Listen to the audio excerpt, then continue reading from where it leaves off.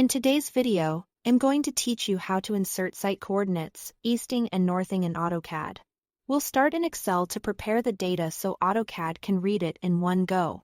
Make sure you have your easting values in one column and your northing values in another. The goal is to format each row as easting. Northing with a comma separating the two numbers and no spaces. In a new column, use a formula that combines the two, equal to easting in comma and northing. Replace easting and northing with the actual cell references in your sheet, then fill the formula down so every row is formatted the same way. You should see results. This comma-separated format is what AutoCAD expects when we paste the coordinates. Before moving on, select the resulting cells and copy them to your clipboard. Now switch to AutoCAD. To draw a boundary through these coordinates, type P-line and press Enter. This starts the polyline command, which will connect points in the order you provide them.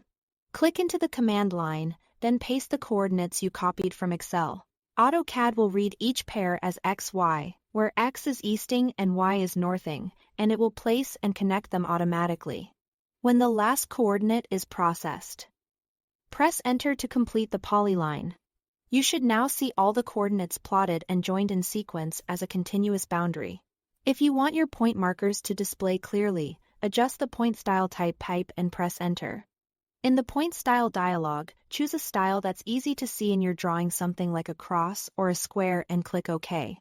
This setting controls how point objects appear on screen and on plots, which is helpful when you are verifying exact locations.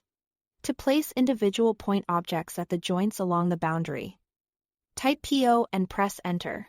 Then click on the polyline's vertices where you want points to appear.